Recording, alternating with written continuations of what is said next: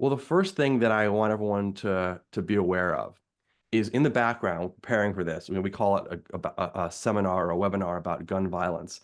And Dr. Punch says something really, you said something really, I thought, paradigm shifting in my view, which is this is not really a gun violence crisis. I've been going around saying that it's a Yeah. public health crisis, and that, treatment's prevention. But you say something different. You say that the crisis is different. Yeah.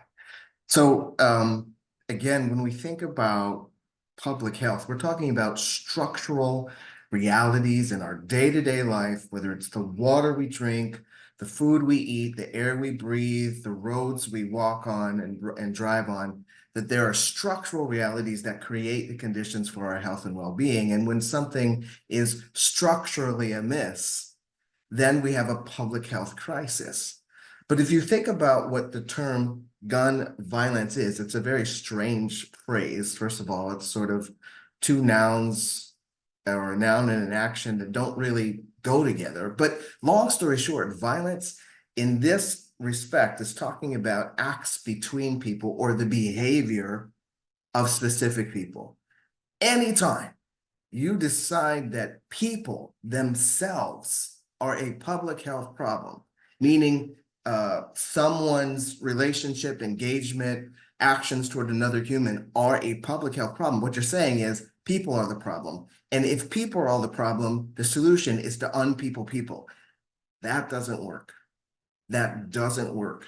Think about it. We don't get rid of cars because of the issue that people have when they're in motor vehicle collisions. But also, when we talk about gun violence, we take a highly polarized topic, the issue of gun control and gun ownership. And we inflict all sorts of value judgments without first understanding if we're a gun positive or gun negative in our approach to what it is to own a gun. I'm not here for that as a physician. Here's the thing I know. It's the bullet that I find in the body. And if we take a more scientific, accurate approach to what's happening in our country, bullets are endemic. And they end up in people's bodies, not just under the circumstances of what we would call violence. Bullets are much more likely to end a life when they're self-inflicted.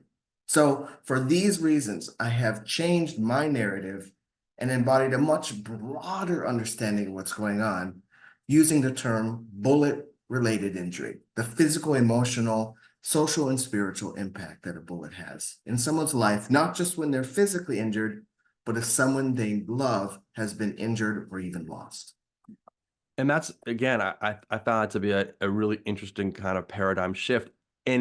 But hearing you say that, what that doesn't do is shift the problem to something that it isn't really. We hear a lot of talking points from people who don't want to do anything about this problem.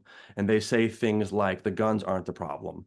It's the mental health. It's the other problems. We don't need to work. We need more guns, not less. And so when you say that the guns aren't the problem, you're not replicating a talking point that's a nihilistic thing saying, oh, no, it's just mental health and we need to, ignore, it's Second Amendment that's the issue, correct?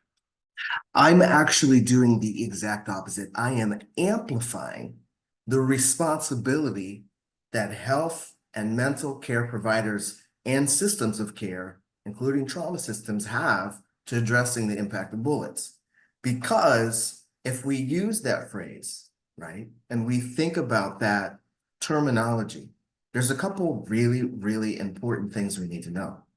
First of all, bullets are the leading cause of death in children and Black men. Children for the last year or two, Black men for decades. Okay, so this isn't theoretical.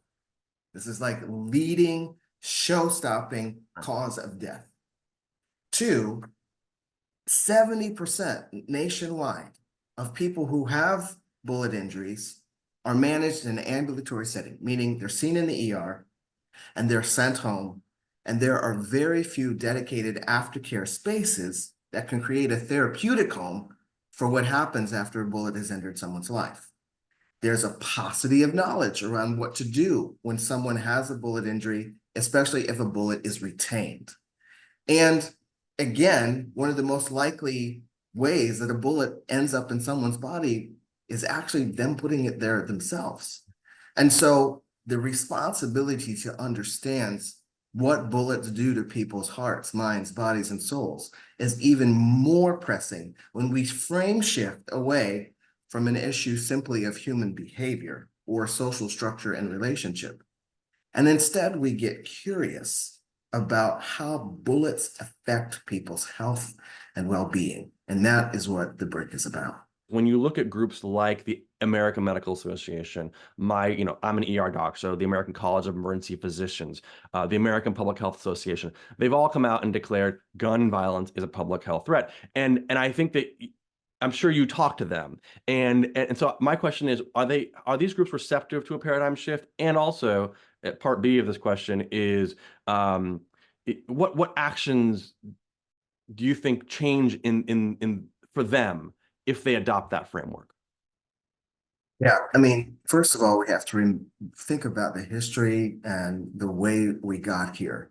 If you look at the political environment in the 60s, with several major assassinations, bullet injuries, becoming a major threat in a great deal of civil unrest, and the launch of the war on crime by Lyndon B. Johnson.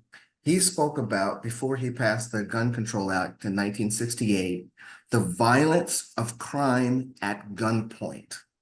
And that was the first time that we started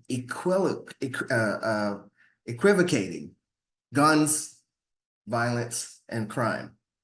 They're not necessarily before then sort of embedded in that way. And that language evolved over the years into the 90s when the term gun violence emerged. It did not really exist in that way before then.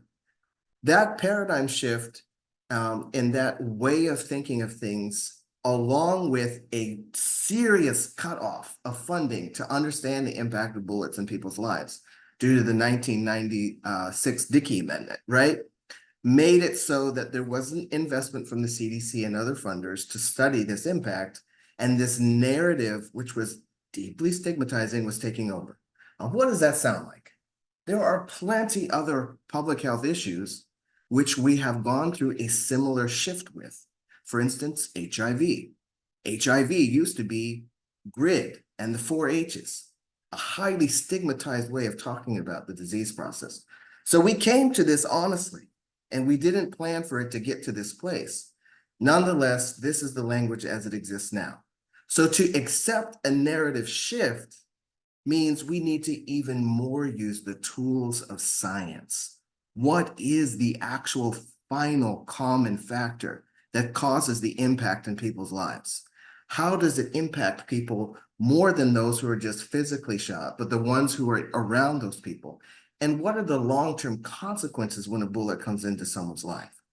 This is perfect for scientific inquiry and scholarly approach, but we can't get there until we let go of the stigmatizing language. And that's the challenge that I'm bringing to the health community, to the medical community right now.